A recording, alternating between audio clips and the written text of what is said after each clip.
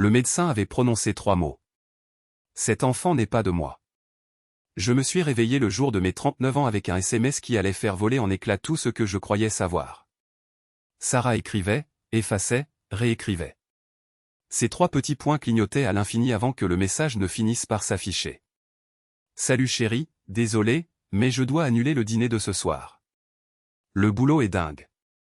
Steven est sur le dos de tout le monde à cause de ses rapports trimestriels. On remet ça? Je t'aime. Assis au bord du lit, je l'ai relu encore et encore. 39 ans aujourd'hui.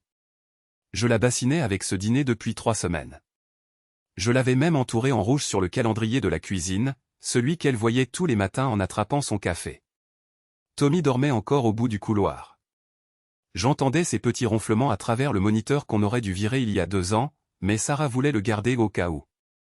J'ai répondu vite, comme toujours. Pas de problème. Le boulot d'abord. On fêtera ça plus tard. 3 mots qui étaient ma solution de repli face à la déception. Pas de problème. Ma façon de dire, je suis blessé, mais je ne le montrerai pas parce que rien ne change. Je me suis levé, je me suis étiré, et mon dos a craqué de partout. Quand est-ce que j'ai vieilli à ce point? Quand suis-je passé de 2 matchs de basket par semaine à des grognements quand je lasse mes chaussures? Au moins, la maison est payée. Mon grand-père me l'a léguée, et c'était la seule chose dont Sarah ne pouvait pas se plaindre quand l'argent était serré. Au moins, on n'a pas de prêt immobilier, je lui disais pendant ses crises d'angoisse, même si, ces derniers temps, elle stressait moins pour les factures et plus pour l'expérience. Elle n'arrêtait pas de parler de voyage, de luxe, de vivre la vie avant qu'on soit trop vieux. La cuisine sentait le café que j'avais programmé à 6h30. J'en ai versé une tasse et me suis tenu près de la fenêtre, en regardant le jardin. Les feuilles changeaient de couleur, tous ces rouges, oranges et jaunes qui donnaient à l'automne en Nouvelle-Angleterre des airs de tableau. La balançoire de Tommy était dans un coin, une balançoire bougeant dans la brise. J'avais construit ça moi-même il y a 3 étés. 4 week-ends, 6 allers-retours à la quincaillerie parce que je n'arrêtais pas de me tromper dans les mesures. Mais je l'avais fait. C'était ça qui comptait. Mon téléphone a vibré à nouveau. Sarah, probablement, avec d'autres excuses. Au lieu de ça, c'était ma mère. Joyeux anniversaire, mon chéri. Appelle-moi quand tu auras un moment. Je t'aime. Puis mes potes de fac ont envahi le groupe de discussion avec des messages d'anniversaire, mais toujours rien de Sarah. Juste le SMS d'annulation. J'ai entendu Tommy dévaler les escaliers, comme seul un enfant de 6 ans peut le faire quand il est excité. Il a débarqué dans la cuisine en pyjama de super-héros, un sourire jusqu'aux oreilles. Joyeux anniversaire, papa. Il m'a foncé dessus avec ses 16 kilos. Je l'ai soulevé, je l'ai fait tourner comme toujours, comme mon père le faisait avec moi. Il a gloussé, et pendant une seconde, tout le reste a disparu. C'était suffisant. Ça devait l'être. On a passé l'heure suivante à faire des pancakes aux pépites de chocolat, à en mettre de la farine partout, à raconter des blagues à 2 balles que Tommy trouvait hilarantes. Il m'a parlé de l'école, d'un gamin qui s'appelait Marcus et qui s'était fait gronder pour avoir collé les cheveux d'un autre, de comment ils allaient commencer les dinosaures la semaine prochaine. Les gros, papa. Ceux avec le T. Rex. Tu savais qu'ils avaient des dents comme ça? Il a écarté les mains sur 60 cm, ce qui était impossible, mais je ne l'ai pas corrigé. Elle est où maman, a-t-il demandé, la bouche pleine de pancakes. Elle a dû aller travailler tôt. Gros projet. Il a juste hoché la tête. Comme si c'était logique. Comme si c'était normal. Parce que c'était normal maintenant. C'était ça, notre normal. Après le petit déjeuner, j'ai nettoyé pendant que Tommy regardait des dessins animés. Je n'arrêtais pas de regarder mon téléphone. Toujours rien de Sarah à part le SMS d'annulation. Pas de suivi. Pas de « je suis vraiment désolé ». Pas de « joyeux anniversaire ». Rien. Juste le silence. Vers 10h30, elle a envoyé un autre SMS. Aujourd'hui, c'est la folie. Steven complique tout. Tu me manques. Le « tu me manques » sonnait faux, comme si elle se souvenait qu'elle devait dire quelque chose de gentil à son mari le jour de son anniversaire. J'ai répondu, pas de souci. Tommy et moi passons une bonne journée. J'espère que le travail va se calmer. 3 points de suspension, puis rien. J'ai emmené Tommy au parc comme prévu. On a nourri les canards, même si les panneaux disaient de ne pas le faire. Mais c'était mon anniversaire, alors les règles étaient flexibles. Tommy riait chaque fois qu'un canard se dandinait pour avoir du pain. J'ai pris 50 photos avec mon téléphone. Parce que c'est ce qu'on fait quand on essaie de croire que c'est suffisant, qu'on est reconnaissant, qu'on ne disparaît pas dans le décor. Vers 14 heures, l'ami de Tommy, Lucas, est arrivé avec sa mère, Jennifer. C'était une de ces personnes qui avait toujours tout sous contrôle. Des cheveux parfaits, une tenue assortie, probablement des repas préparés à l'avance le dimanche et jamais d'oubli de formulaire d'autorisation. Daniel, je ne savais pas que tu serais là. Ce n'est pas ton anniversaire aujourd'hui? Si. J'ai pris ma journée. C'est formidable. Où est Sarah? Urgence au travail. Grosse échéance. Le sourire de Jennifer a vacillé une seconde. Oh, bon, me suis-je dit, je suis sûr que c'est important. Les garçons sont partis en courant vers l'aire de jeu, et Jennifer s'est assise à côté de moi sur le banc. On les regardait grimper, simplement savourant ce calme qu'on finit par trouver après des années à débiter les mêmes rengaines de drague, à faire du bénévolat aux mêmes événements scolaires. Ça fait longtemps, demanda-t-elle, d'une voix toute douce. Ça fait longtemps quoi? Ça fait longtemps qu'elle se détache. Je me tournai vers elle. Plus de sourire, maintenant. Elle me regardait avec une expression qui ressemblait à de la pitié. Gênant. Je ne vois pas ce que tu veux dire, Daniel. Je vous connais depuis 4 ans. Je vois des choses. Le réseau des parents d'élèves, c'est du sérieux, et les gens parlent. Je veux juste que tu saches que si jamais tu as besoin de parler à quelqu'un, je suis là. Sans jugement. Je ne savais pas quoi répondre. Je ne savais pas comment gérer l'idée que d'autres personnes avaient remarqué quelque chose que j'essayais d'ignorer. On va bien, dis-je. Juste occupé. Tu connais ça. Elle acquiesça, mais je voyais bien qu'elle n'y croyait pas. Bien sûr. Occupé. Bon, l'offre tient toujours. On est rentré vers 4 heures. Tommy voulait jouer aux jeux vidéo, alors je l'ai installé et je suis monté me changer pour enlever mes vêtements de parc tout transpirant. C'est là que j'ai merdé et que j'ai regardé Instagram. Je l'utilisais à peine. Mon compte, c'était surtout des photos de Tommy, quelques randonnées, des photos de l'été dernier, et de temps en temps un mème dans lequel ma sœur me taguait. Mais Sarah? Elle vivait dessus. Sarah postait tout. Son café du matin, ses tenues, son espace de travail, des citations motivantes, les brunchs du week-end. Elle avait presque 3000 abonnés, ce qui me semblait dingue pour une directrice de clientèle senior, mais elle disait que c'était du personal branding et que c'était important pour sa carrière. Je fis défiler et là, c'était posté il y a 1 heure. Une photo d'une salle de conférence de bureau, hyper Pinterest. Des ballons argentés et dorés, un gâteau personnalisé qui avait dû coûter 200 balles, une table chargée de whisky chic et de boîtes cadeaux emballées dans du papier de marque. Du rose doré partout, une banderole qui disait « Joyeux anniversaire Steven » dans une police stylée. Sarah était sur la photo, debout à côté de son patron, Steven Richardson, le type que j'avais croisé 2 fois en 4 ans, pas plus. Il avait 42 ans, était divorcé, portait des costumes qui coûtaient plus cher que les mensualités de ma vieille bagnole, et avait ce sourire parfait pour une pub de dentifrice. Son bras était autour des épaules de Sarah. Elle rayonnait. Elle rayonnait vraiment avec un sourire que je n'avais pas vu diriger vers moi depuis des mois. La légende, quand ton patron fête ses 43 ans, on célèbre ça comme il se doit, Steven. Tu n'es pas seulement un leader incroyable, mais aussi un mentor et un ami formidable. À une autre année à atteindre nos objectifs ensemble. Et puis une flopée de hashtags sur l'appréciation des patrons, les objectifs d'équipe et la famille au travail. Je me suis assis sur notre lit et j'ai relu la légende, j'ai regardé la photo encore une fois, les ballons, le gâteau et son sourire. C'est tendu au bureau. C'est ce qu'elle m'avait dit ce matin. Trop occupée pour mon dîner d'anniversaire, mais elle avait quand même trouvé le temps d'organiser toute cette fête pour son patron. Mon pouce flottait au-dessus du bouton j'aime. Je pouvais liker. C'est ce qu'un bon mari ferait, non? Je pouvais commenter un truc sympa. Mais je n'ai rien fait. Je me suis contenté de fixer l'écran jusqu'à ce que j'entende la voix de Tommy en bas. Papa, ça va? Je levai les yeux. Il était debout dans l'embrasure de la porte, tenant sa manette, et me regardait avec ses grands yeux marrons qui en voyaient trop pour un gamin de 6 ans. Oui, mon chéri, ça va. Je vérifiais un truc. Tu as l'air triste. Je ne suis pas triste. Il s'approcha et grimpa sur le lit à côté de moi, s'appuyant contre mon épaule. Ils t'ont encore oublié, hein? Ça m'a touché. Il avait remarqué. Bien sûr qu'il avait remarqué. Il avait remarqué tous les dîners tardifs, tous les matchs de foot manqués, toutes les fois où Sarah avait promis d'être quelque part et avait envoyé un texto à la dernière minute avec une excuse. Il avait remarqué sa mère disparaître lentement dans une vie qui ne semblait plus nous inclure. Maman est juste très occupée par son travail, dis-je, ma rengaine habituelle. Pour le sien, elle s'en est souvenue de son anniversaire, dit Tommy doucement, en regardant la photo sur mon téléphone. Je n'avais pas de réponse à ça.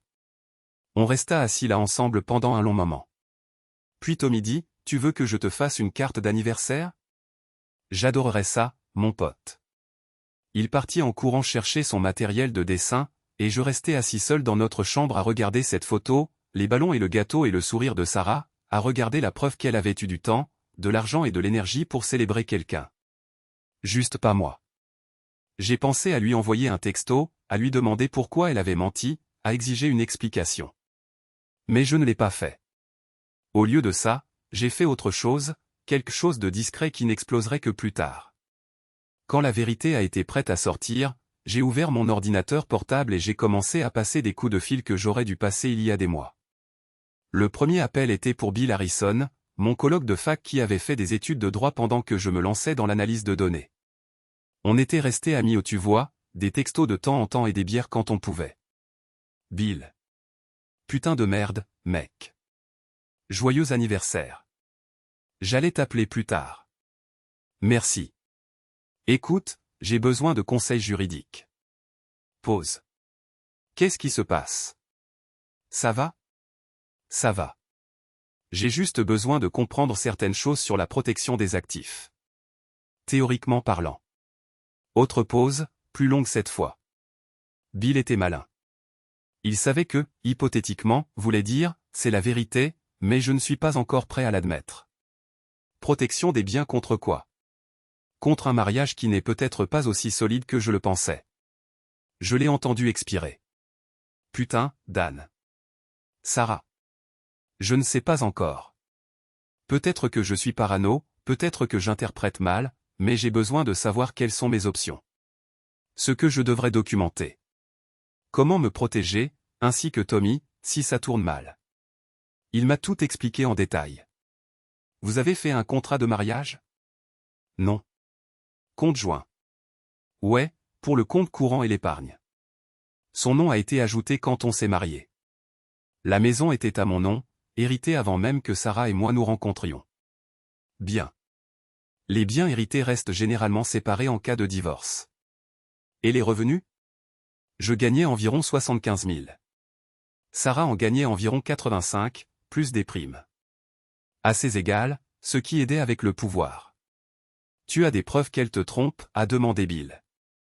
Pas de preuves solides. Pas encore.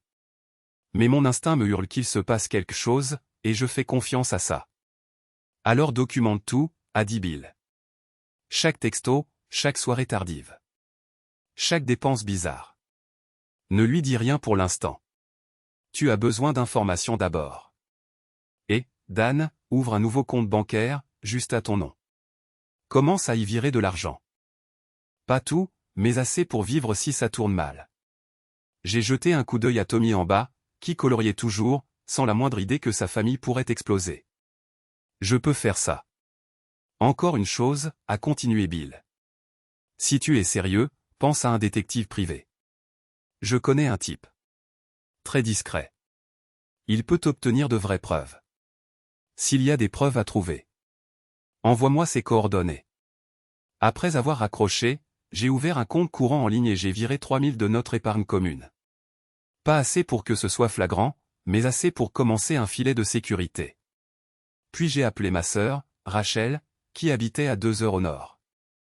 Elle avait 4 ans de moins que moi, environ 40 ans, était bien plus intelligente que moi, et n'avait jamais beaucoup aimé Sarah.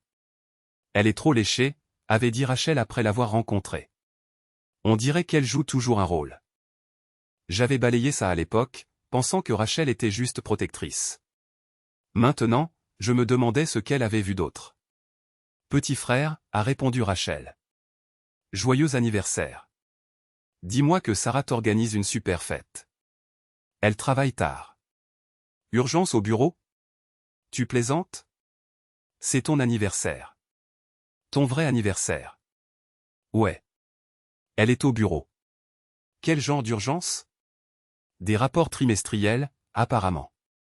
Je lui ai parlé du post Instagram, des ballons et du gâteau et du sourire que je n'avais pas vu depuis des mois, de Tommy qui demandait s'il m'avait oublié à nouveau. Rachel était silencieuse.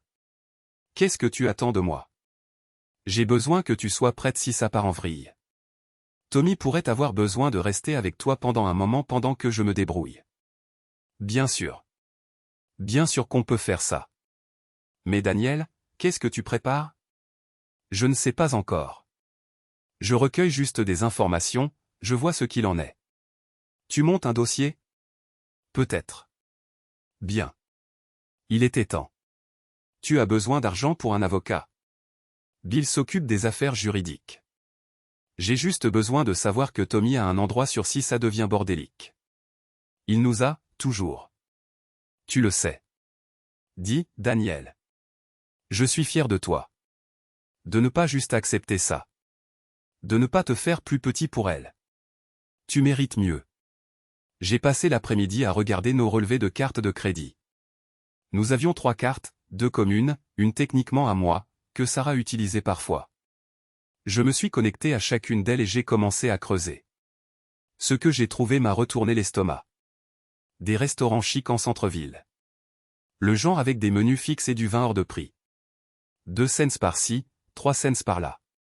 Toujours en semaine, toujours des dîners d'affaires, selon les notes de frais de Sarah. Puis j'ai vu des dépenses dans un hôtel appelé The Belmont. 4 séjours en 3 mois, chaque jeudi soir, chaque fois autour de 350. Les jeudis soirs où Sarah disait qu'elle travaillait tard, envoyait un texto vers minuit disant qu'elle était trop fatiguée pour rentrer, qu'elle s'écrasait au bureau. J'avais répondu par texto, conduis prudemment demain. Je t'aime. Crétin. Elle n'était pas au bureau. Elle était au Belmont. C'était quelque chose. Pas une preuve de tromperie, mais une preuve qu'elle mentait. La preuve qu'elle me mentait depuis des mois. Mes mains tremblaient. Je l'ai remarqué comme si je regardais trembler les mains de quelqu'un d'autre. Papa.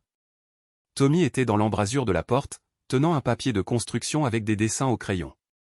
J'ai fini ta carte. J'ai fermé l'ordinateur portable, j'ai fait en sorte que mon visage ait l'air normal. Laisse-moi voir, mon pote. La carte montrait notre famille sous forme de bonhomme bâton se tenant la main. Moi, lui et Sarah, tous souriants. Le soleil dans le coin. Une maison.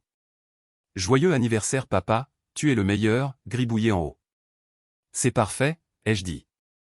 Merci, Tommy. Je l'adore. Tu pleures? Non. Juste super heureux à propos de la carte. Il m'a serré dans ses bras, et je me suis accroché fort. Je me suis accroché comme s'il était la seule chose réelle qui restait. À 6h30, Sarah a appelé. J'ai laissé sonner 3 fois. Salut. Salut, chérie. Écoute, je suis tellement désolé, mais ça va être encore plus tard que je ne le pensais. Steven veut qu'on repasse la présentation avant lundi. Je ne serai probablement pas à la maison avant 10 ou 11 heures. Je regardais le relevé de carte de crédit, toujours ouvert sur mon ordinateur portable. Pas de problème. Prends ton temps. Tu es contrarié. Je l'entends. Je ne suis pas contrarié. Daniel, s'il te plaît. Je sais que c'est nul. Je sais que je l'ai promis.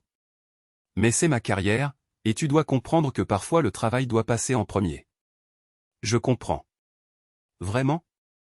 Parce que tu as été tellement passif-agressif sur mes horaires ces derniers temps. J'ai besoin que tu me soutiennes en ce moment. Cette promotion est vraiment importante pour moi. Promotion? Je n'avais entendu parler d'aucune promotion. Tu vas avoir une promotion? Je ne t'en ai pas parlé? Steven, le directeur principal, me coache, me prépare pour ça. C'est énorme, Daniel. Ça pourrait rapporter 20 000 de plus par an.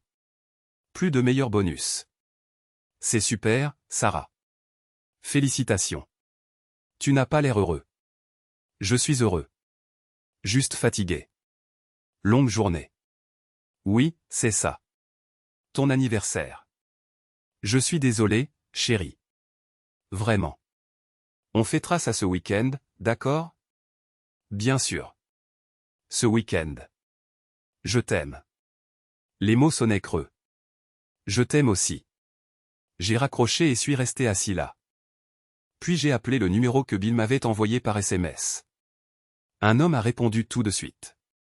Harrison and Associates Investigation. Ici Mike. Bonjour. C'est Dan. Bill. Harrison m'a envoyé vers vous. J'ai besoin d'une surveillance. C'est une affaire de couple. Mike a noté mes informations. La description de Sarah, sa voiture marque, modèle, plaque d'immatriculation. Il a écouté mon numéro de carte de crédit pour la caution. Il a expliqué ses tarifs, sa façon de travailler. Encore une chose, dit Mike. Vous êtes sûr de vouloir savoir? Parfois, les gens rappellent après avoir réfléchi. Ils préfèrent ne pas découvrir. Restez dans le déni. Je ne juge pas. Je dis juste, une fois que vous savez, vous ne pouvez plus l'oublier. Je veux savoir, dis-je. J'en ai besoin. Entendu. Je vous recontactais. Vendredi matin, j'aurai un premier rapport. Le reste de la nuit a été un flou. J'ai commandé une pizza pour Tommy et moi. On a mangé devant la télé, en regardant un dessin animé qu'il avait vu 1 million de fois mais dont il ne se lassait jamais. Il s'est endormi sur le canapé vers 9 heures. Je l'ai porté en haut, l'ai bordé, embrassé son front. Je t'aime, papa, a-t-il marmonné, à moitié endormi. Je t'aime aussi, mon grand. Je suis allé dans notre chambre, et regardé le lit que je partageais avec une femme qui était probablement dans un hôtel avec son patron en ce moment. J'ai pris un oreiller et une couverture et ai dormi dans la chambre d'amis. Demain, je me réveillerai et préparerai le petit déjeuner de Tommy et frais comme si tout était normal. Mais ce soir-là, j'ai commencé à accepter que le normal avait disparu, que peut-être ça avait toujours été une illusion. Bientôt, tout ce que je pensais savoir sur mon mariage serait confirmé ou réduit en miettes. Mercredi matin a commencé sous la pluie, le genre qui vous fait remettre en question tous les choix de vie qui vous ont amené à quitter la maison. J'ai à peine dormi. Le lit de la chambre d'amis était assez confortable, mais mon esprit ne voulait pas se taire, passant en revue tous les scénarios possibles. Peut-être que les frais d'hôtel étaient légitimes. Peut-être qu'il y avait une bonne explication. Mais ensuite, je me rappelais son sourire sur cette photo, la façon dont elle regardait Steven, et je savais que je ne perdais pas la tête. Tommy est entré en trébuchant dans la cuisine, déjà en retard parce que j'avais oublié de mettre mon réveil. « Pourquoi tu n'as pas dormi dans ton lit ?» a-t-il demandé pendant que je me dépêchais de faire des toasts et de préparer son déjeuner. Je n'arrivais pas à dormir. Je ne voulais pas réveiller maman quand elle rentrerait. Il m'a regardé avec ses yeux qui en savaient long. « Maman n'est pas rentrée, dit-il doucement. « Quoi ?» Je me suis levé pour faire pipi à minuit. Sa voiture n'était pas dans l'allée. Bien sûr que non, parce qu'elle ne travaillait pas tard au bureau. Elle était au Belmont ou ailleurs qui n'était certainement pas ici. Elle m'a envoyé un SMS, dis-je, ce qui était vrai. Elle avait envoyé un SMS à 11h45. Tellement épuisé. Je reste en ville ce soir. Je vous aime tous les deux. Nous avons roulé jusqu'à l'école en silence, à l'exception de la pluie et des essuie-glaces grinçants au moment de le déposer. Tommy s'est tourné vers moi avant de sortir. « Papa, est-ce que toi et maman allaient divorcer ?» La question m'a frappé de plein fouet. « Pourquoi tu demandes ça ?» Parce que les parents de Marcus ont divorcé l'année dernière, et avant que ça n'arrive, son papa a commencé à dormir dans des chambres différentes et sa maman a commencé à rentrer tard et ils ont arrêté d'être heureux. Bon sang, 6 ans est déjà courant dans le langage de la rupture conjugale. Je ne sais pas ce qui va arriver, dis-je, parce que je ne pouvais pas lui mentir. Mais quoi qu'il arrive, maman et moi t'aimons beaucoup, et ça ne changera jamais. D'accord ? Il a hoché la tête, mais je pouvais voir les larmes se former. Je ne veux pas que tu sois triste. Je ne suis pas triste, mon grand. J'essaie juste de comprendre certaines choses. Il m'a serré fort dans ses bras, puis a couru sous la pluie jusqu'à l'entrée de l'école. J'ai rencontré le docteur Emily Wright cet après-midi, une thérapeute pour enfants que Bill avait recommandée. Je veux me préparer avant d'annoncer à mon fils que ses parents vont divorcer, lui dis-je. Je veux savoir comment rendre ça plus facile pour lui. Elle a posé des questions sur Tommy, sa personnalité, ses relations, sur qui il pouvait compter. Je lui ai expliqué qu'il était sensible et observateur, qu'il sentait déjà que quelque chose n'allait pas, même sans pouvoir le dire. Qu'il voyait à peine sa mère, en ce moment. Il a l'air résili, a dit le docteur Wright. Mais résili ne veut pas dire insensible. Quand vous lui annoncerez, il aura besoin de constance, de stabilité, d'être rassuré que ce n'est pas de sa faute. Vous aussi, vous aurez besoin de soutien, a-t-elle ajouté. Vous êtes sur le point de traverser l'une des épreuves les plus difficiles qui soient. Vous avez un thérapeute? Pas encore. Elle m'a donné 3 noms et m'a dit d'en appeler un cette semaine. Jeudi soir, Sarah m'a envoyé un SMS à 5 heures. Je reste encore en ville. Débordé de boulot. À demain. J'ai appelé Mike. Faut que tu la suives à nouveau. Le même hôtel. Je parie que je serai en position vers 6 heures. À 7h42, Mike a envoyé la première photo. Sarah entrant au Belmont dans une robe rouge que je ne lui avais jamais vue. À 8h03, une autre photo, Steve et Richardson entrant dans le même hôtel avec un sac de voyage. À 8h07, confirmation. Les deux sujets sont dans la chambre 847, lumières allumées, rideaux qui se ferment. J'étais assis dans mon salon, Tommy dormait à l'étage, je regardais les photos et je ne ressentais rien. La colère s'était éteinte, la douleur s'était engourdie. Il ne restait que de l'observation froide et clinique. C'était un schéma. C'était une habitude. Ce n'était pas un coup d'un soir. C'était un choix conscient, répété, qu'elle faisait tous les jeudis soirs en me textant qu'elle était débordée. Vendredi matin, Sarah est rentrée à 7h15. J'étais en train de préparer le déjeuner de Tommy quand elle est entrée, m'a embrassé sur la joue, m'a demandé si j'avais bien dormi, et monté prendre sa douche. Les mensonges étaient devenus si faciles qu'elle ne prenait même plus la peine de les rendre crédibles. Ce week-end-là, nous avons dîné avec la famille de Rachel. Sarah a failli annuler, mais j'ai dit qu'on y allait. Nous avons fait les 2 heures de route vers le nord, et Rachel m'a pris à part dans la cuisine. T'as une de ces gueules, m'a-t-elle dit sans ménagement. Rachel a regardé chaque photo avec une fureur grandissante. Cette garce, a-t-elle fini par dire. Tu déposes le bilan quand? Le 2 décembre. Le premier lundi du mois. Les papiers sont prêts. Faut juste que je lui dise. Les 2 semaines suivantes ont suivi le même schéma. Soirée tardive au travail. Jeudi soir à l'hôtel. J'ai tout documenté, j'ai monté mon dossier. Préparé ce qui allait arriver. La semaine avant Thanksgiving, j'ai rencontré Bill pour finaliser les choses. Tout est prêt, a-t-il dit. Les papiers du divorce, la garde, les arrangements financiers ou tout le bazar. Vous pouvez les remettre quand vous voulez. Vous êtes parés. Le 2 décembre. Thanksgiving, nous l'avons passé chez Rachel. Plus sûr avec des renforts et des témoins. Sarah était scotchée à son téléphone, à peine présente. Rachel a croisé mon regard, et j'ai vu la colère sur son visage. J'ai juste secoué légèrement la tête. Pas encore. Pas ici. Pas devant les enfants. Dimanche 1er décembre. Je me suis réveillé à 5h47, impossible de me rendormir. Demain, tout change. Je me suis levé, j'ai fait du café. Je suis resté debout devant la fenêtre de la cuisine, à regarder le soleil se lever. Sarah est descendue à 7h30, déjà en tenue pour la salle de sport.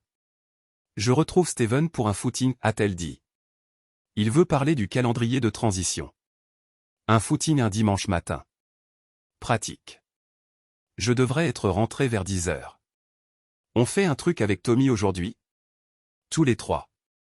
On n'a pas eu de moment en famille depuis une éternité. Nous avons passé l'après-midi au musée des sciences, à déambuler pendant que Tommy courait d'une chose à l'autre, posant des questions. Sarah a pris des photos, les a postées sur Instagram avec des légendes sur les moments en famille et les souvenirs. Toujours dans la représentation. Ce soir-là, après que Tommy ait été couché, Sarah et moi étions assis dans le salon. Elle sur son ordinateur portable, moi sur le mien. On va bien, nous, a-t-elle demandé soudainement. Pourquoi tu demandes ça? Je sais pas. T'as l'air distant ces derniers temps. Comme si t'étais ailleurs. Juste stressé par le boulot que j'ai menti. Les trucs de fin d'année. Ah. D'accord. Elle a semblé soulagée. Enfin, si t'as envie de parler de quoi que ce soit, je suis là. Elle est retournée à son ordinateur portable, et je suis retourné au mien. Deux personnes dans la même pièce, vivant des vies complètement différentes. Lundi matin, 2 décembre, était arrivé. Mes mains tremblaient pendant que je m'habillais. Sarah était déjà levée, dans un tailleur noir impeccable. Grosse journée, ai-je demandé. Grosse réunion finale de bilan pour les chiffres du 4e trimestre. Steven veut que tout soit parfait. Elle a regardé sa montre. Faut que je parte tôt. Passe une bonne journée. Elle m'a embrassé pour me dire au revoir. Automatique, vide. Toi aussi. Je t'aime. Toi aussi. Je l'ai regardée partir en voiture, la dernière fois qu'elle partirait sans savoir que notre mariage était terminé. Tommy est descendu, et je lui ai préparé son petit déjeuner. Tu vas me raconter la chose aujourd'hui, a-t-il demandé. Ouais, mon grand. Après l'école. Ça va? Il a hoché la tête. Ça va être vraiment grave. Ça va être dur. Mais souviens-toi, toi et moi, on va bien s'en sortir. Quoi qu'il arrive. Ça ne change pas. Tu promets? Je promets. À 8h47, j'ai reçu un SMS de l'huissier. En route. État 9h05. Mon cœur battait à tout rompre. À 9h11, acte signifié. Le sujet a paru choqué. Récépissé signé. Mission accomplie. C'était fait. Daniel le savait à 9h28. Bill a appelé. Elle est au courant. L'huissier a confirmé la signification. Je viens d'appeler son portable, en me faisant passer pour ton avocat. Elle le prend mal. Elle dit que tu fais une erreur, qu'elle peut tout expliquer. Je lui ai dit que nous serions ravis d'entendre ses explications au tribunal. Attends-toi à des appels, Daniel. Beaucoup d'appels. Peut-être éteins ton téléphone pendant un moment. À 10h47, la mère de Sarah a envoyé un texto. Daniel, qu'est-ce qui se passe? Sarah m'a appelé en pleurs. Elle dit que tu demandes le divorce sans prévenir. S'il te plaît, appelle-moi. Sans prévenir, vraiment? Comme si sa fille n'avait pas une liaison depuis des mois. À 11h23, Sarah a fini par appeler. J'ai laissé sonner 3 fois, puis j'ai décroché. Daniel. Sa voix était brisée. C'est quoi ce bordel? Des papiers de divorce signifiés à mon bureau devant tout le monde. Oui. Pourquoi tu ferais ça sans m'en parler avant? Parce qu'il n'y a rien à dire, Sarah. Je sais pour Steven. Je sais pour le Belmont. Je sais pour tous les jeudis soirs depuis 3 mois. Je sais tout. Silence. Un long silence vide. Ce n'est pas ce que tu crois. J'ai des photos, Sarah. Des photos horodatées de lui entrant dans ta chambre d'hôtel. Des relevés de cartes de crédit, des journaux d'appels de centaines de textos. Qu'est-ce que je ne comprends pas? Daniel, s'il te plaît, est-ce qu'on peut juste se parler en face à face? Je peux t'expliquer. Il n'y a rien à expliquer. Tu as une liaison. Tu me mens depuis des mois. Tu as oublié mon anniversaire pour organiser une fête pour ton amant. Tu l'as choisi lui plutôt que ta famille encore et encore. J'ai fait une erreur. J'ai déconné. Mais on peut arranger ça. On peut aller voir un conseiller. Non, Sarah, j'en ai marre. J'en ai marre d'être le mari compréhensif pendant que tu mènes une double vie. J'en ai marre de dormir seul pendant que tu es dans des chambres d'hôtel avec lui. J'en ai marre de voir notre fils se demander pourquoi sa mère n'est jamais à la maison. Et Tommy alors? Tu vas détruire notre famille à cause d'une simple erreur. Je ne détruis pas notre famille. Tu l'as déjà fait. Je ne fais que rendre les choses officielles. S'il te plaît. Elle sanglotait. S'il te plaît, Daniel. Je t'aime. J'aime notre famille. Je vais rompre avec Steven. Je vais démissionner. S'il te plaît, ne fais pas ça. Tu aurais dû y penser avant d'aller dans la chambre 847 pour la première fois. La garde. Tu ne peux pas m'enlever mon fils. Je ne te l'enlève pas. Tu auras un droit de visite, mais il reste avec moi dans sa maison et son école. Il a besoin de stabilité, et tu as prouvé que tu ne pouvais pas lui en offrir. C'est cruel. C'est d'une cruauté inouïe, Daniel. Ce qui est cruel, c'est de trahir ton mari et de mentir à ton fils. Ne me parle pas de cruauté. Je dois y aller. Mon avocat te contactera au sujet de l'audience pour la garde. D'ici là, tu peux voir Tommy selon l'ordonnance provisoire. Au revoir, Sarah. J'ai raccroché, je me suis assis dans ma voiture, sentant le poids de ce que je venais de faire. Mon mariage était fini, vraiment, définitivement fini, et ce soir, je devais l'annoncer à mon fils. À 14h45, j'ai conduit jusqu'à l'école de Tommy, je me suis garé dans la file d'attente avec tous les autres parents qui vivaient leur vie normale. Tommy est sorti en parlant à un autre enfant. Quand il a vu ma voiture, son visage s'est illuminé, puis s'est refermé. Il savait. À la maison, je lui ai préparé un goûter, et nous nous sommes assis à la table de la cuisine. C'est là que tu vas me le dire, a-t-il demandé doucement. D'accord, mon pote, écoute bien. Tommy, tu sais que parfois les adultes ont des problèmes qu'ils n'arrivent pas à résoudre? Des problèmes qui sont trop gros, même s'ils essaient très fort? Il a hoché la tête. Eh bien, maman et moi, on a ce genre de problème. On a essayé de s'arranger. Mais parfois, deux personnes qui s'aiment ne peuvent plus rester mariées. Ça ne veut pas dire qu'on ne t'aime pas, d'accord? Vous divorcez. Ce n'était pas une question. Il savait que ça allait arriver. Ouais, on divorce parce que maman est toujours avec son patron. L'affirmation était tellement pragmatique qu'elle m'a coupé le souffle. Il avait tout vu depuis le début. C'est en partie ça, oui. Maman a fait des choix qui ont blessé notre famille, et je ne peux pas rester marié avec quelqu'un qui fait ses choix.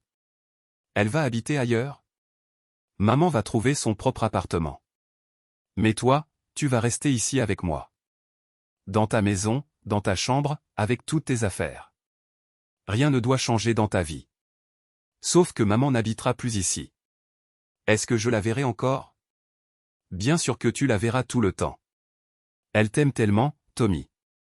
Ce n'est pas à cause de moi du tout. Il est resté silencieux pendant un long moment, en train d'assimiler. Les parents de Marcus ont divorcé, a-t-il finalement dit. Marcus doit faire un sac tous les vendredis. Je sais, mon pote. Ça doit être dur pour Marcus. Mais toi, tu vas rester ici. C'est ta maison. Et si je n'ai pas envie de la voir? La question m'a surpris. Pourquoi tu n'aurais pas envie de la voir? Il a haussé les épaules. De toute façon, elle n'est jamais là. Elle est toujours au travail ou avec Steven. Elle ne se soucie plus de nous. Ça m'a fait encore plus mal que tout le reste, d'entendre mon enfant de 6 ans mettre des mots sur l'abandon qu'il avait ressenti. Si, elle se soucie de nous, mon pote. Elle était juste paumée, elle ne savait plus ce qui comptait. Mais elle t'aime. Ce n'est pas de ta faute. Tu es triste? Ouais, mon pote, je suis vraiment triste. Parce que tu aimes encore maman. J'aime la maman que tu avais avant. Mais les gens changent parfois. Et la personne qu'elle est maintenant, je ne peux pas être marié à cette personne. Tu comprends? Je crois. À 6h30, la sonnette a retenti. C'est maman, hein, a demandé Tommy. Probablement. Sarah se tenait sur notre porche, encore dans ses vêtements de travail, mais en piteux état maintenant, le maquillage coulant, les yeux gonflés. Je peux entrer un peu. Tommy est là, mon chéri, a-t-elle dit en le voyant. Salut, maman. J'ai appris pour le divorce, a-t-il dit quand elle s'est reculée. Papa me l'a dit. Oh, mon cœur, je suis tellement désolé. C'est pas grave. Papa dit que je peux rester dans ma maison et que rien ne doit changer. Sauf que toi, tu ne vivras plus ici, c'est ça? Je peux te parler, m'a-t-elle demandé à part. Tommy, mon pote, tu peux aller jouer en un moment? Nous nous sommes tenus dans le couloir, deux personnes mariées depuis 9 ans qui étaient maintenant des étrangers. David, a-t-elle commencé? Non. Tu ne peux pas venir ici et t'expliquer ou demander une autre chance. Tu as fait tes choix, je fais les miens. J'ai mis fin à ça. J'ai dit à Steven. C'est fini. J'ai démissionné. Tant mieux pour toi. Ça ne change rien. Comment peux-tu dire ça? Je nous choisis maintenant.